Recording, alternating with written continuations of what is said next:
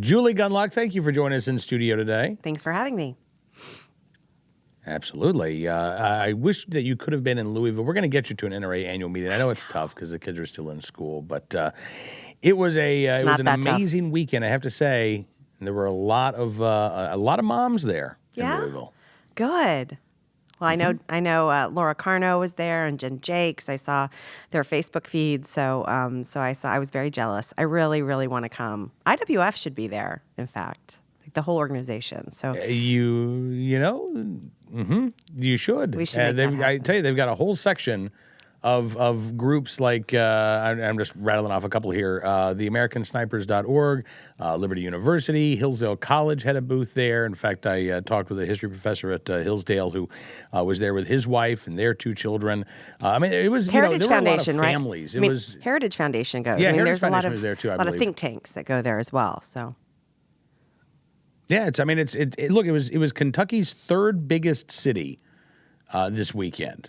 Oh my gosh. You had 80,000 people there, right? Right. I mean, it's hard to imagine. But one thing we didn't see a lot of, frankly, were a lot of anti-gun protesters. Moms Demand Action had an event, or Every Town for Gun Safety. Both, the Bloomberg groups had their events, but.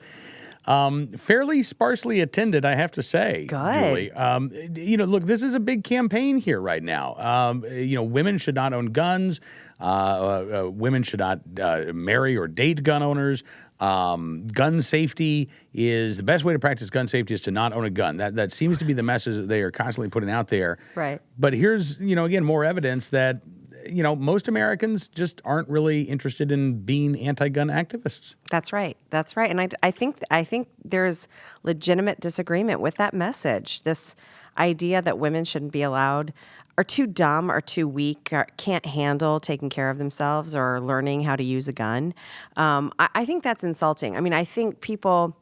I think some of the messages that these groups, Moms Demand Action, that they put out there, I think it resonates with some women. I mean, I've even heard of don't allow your children to go play at houses where the people may own guns. So, they're really getting into that mom narrative.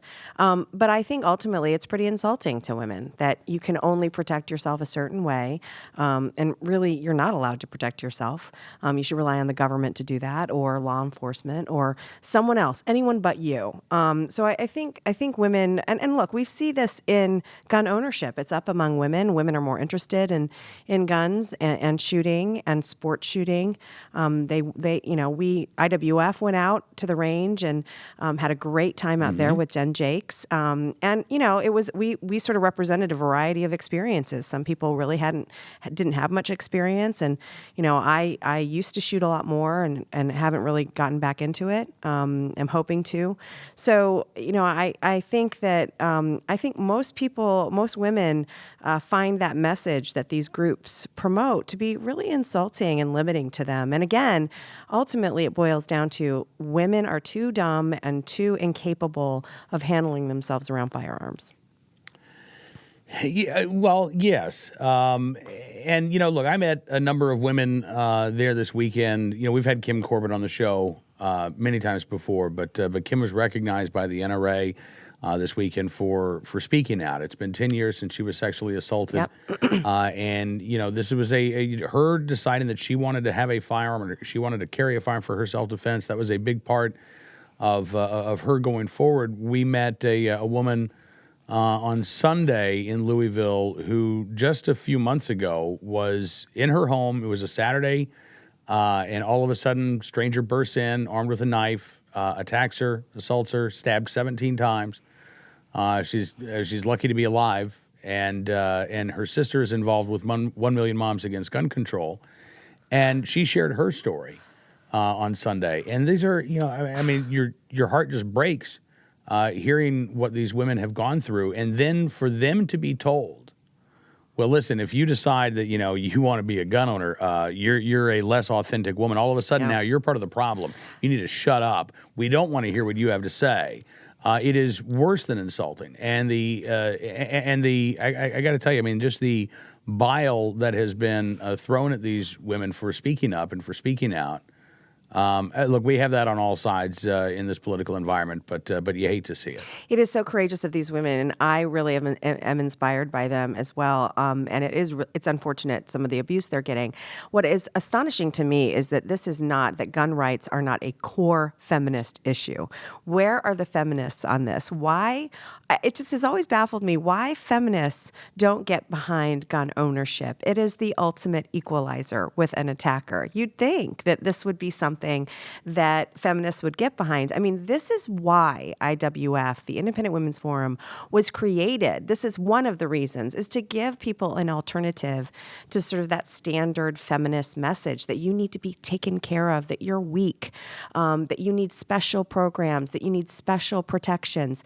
This is insulting to women. And I think the anti-gun narrative really has sort of gone with that sort of feminist message that women, which is so strange and seems counter to what feminists should stand for, which is empowerment and strength and independence and taking care of yourself and not needing someone else to take care of you. This is the foundation of traditional feminists. During the March for the Vote, the campaigns to get the vote. This is the core of feminism. So it's really frustrating to me to see women's groups silent on this issue, and in fact, generally support gun limits. Absolutely. In fact, another woman that we talked to, she's actually an NRA training instructor. So she can train the NRA certified firearms instructors. Navy veteran, paramedic, firefighter. When she was in the Navy, she was attacked on base. And she said, I was strong enough to fight off my attacker, but I know that not everybody is. And that experience led her to, again, become a teacher, become an instructor, because she wants to help others. But again, she's a non-person too, right? She's an other now. And, the best case scenario is she doesn't get acknowledged. The worst case scenario is she gets attacked for who she is. Yeah. Yeah. Well, and certainly. Again, talking with Yeah, go ahead. No, certainly. I mean, I have been home by myself at times and had been nervous and have thought, I'm not in the Navy. I don't do CrossFit. I could easily be overpowered. And frankly, I don't really want to take 30 hours of self-defense classes to learn this. I have other things to do. And so again, my choice to arm myself is somehow, not allowed. It's not an option. You have to fall in line and call the police and hope that they're there to defend you, or, basically make your life self-defense, become a Taekwondo champion. I mean, these are not options for the average woman who has too many things to do. Arming yourself should be an option, and you shouldn't be punished or shamed or, certainly get abuse online for making that choice. Absolutely. Talking again with Julie Gunlock from the Independent Women's Forum, IWF.org. We're going to talk about an event coming up in D.C. before we let Julie go. But I also want to talk about, Julie, because you are the master of all things alarmist. So we have new nutrition labels. Thank God. I confess I didn't pay much attention to this when it dropped out on Friday because we were there in Louisville. No, I can tell you nobody was talking about the new nutrition labels there at the NRA annual meeting. But coming soon to a grocery store near you, right? So what's the deal with these new labels? Yeah, so these new labels, there's a couple changes. They make the calorie amount larger. They put more realistic serving sizes. I mean, I don't know about you, but I do agree that serving sizes are ridiculous. You get, a bag of chips and there's 27 servings, and it's like, no, there's one. There's one, right. one serving. Of course, many of these people think people are too stupid. Really, it's like 3 servings, and then you take 3 times the calorie amount. Like, apparently Americans are too dumb to do that. So anyway, they have made the serving size a little bit more realistic, and they've emboldened and made larger the calories so that you really know how many calories you're getting. And then I guess it's harder to ignore maybe. Anyway, and then they've added sugars. So you get a total sugar content, and then you have added sugar. So if people don't understand this, and this seems weird, and by the way, everybody thinks they're making this easier, right? But right now I'm about to explain to you what the sugars and added sugars are, because it's confusing. And I mean, and people aren't dumb to not understand this, because, people think, well, so certain things have natural occurring sugars. Like tomatoes are a sugary vegetable. They actually contain a lot of natural sugars. But sometimes manufacturers want to sweeten them up a little bit, and like stewed tomatoes often they're a little sweeter, and so they'll add a little bit of sugar. So now the label will say total sugar, so how much are sort of just occur in the item, and then how much are added. I suppose this is a big deal. People seem to think people care about this stuff. Look, nutrition labels, I'm happy that they're on there, but what we're finding now is nutrition labels aren't enough. They've made these changes, but now we have activists, mainly environmental activists, who are insisting on that and actual food nannies are saying that foods now have to be labeled for GMOs. They have to have certain labels on the front that indicate whether the food is healthy or not. Marion Nessel, who's a food writer, has advocated sort of a stoplight system because that's right. When you're a food manufacturer and you produce like potato chips, you're really going to put a red light on the front of it saying, don't eat this, it's unhealthy. So, I mean, obviously those things were not accepted by the food industry. But again, we have more and more demands on the food industry to label things on the front of the package or to add labels. You have industry itself that is adding labels like healthy, nutritious. There's really not an agreed upon definition for these things. So it is confusing for the consumers. But again, this nutrition label, it's the White House is saying this is a huge victory. Michelle Obama is so excited about this new nutrition label. I don't really think it's going to make a huge impact. I think in general, Americans are pretty reasonable about things. I think they understand when they're eating a carton of ice cream, they're eating a high calorie item. When they're eating carrots, that's a low calorie item. So I think, again, I'm not sure this is going to make a big difference. This is being celebrated as a huge move and, we're all going to be healthy and skinny. But I think most people kind of know that this is yet another change that probably won't have much of an impact.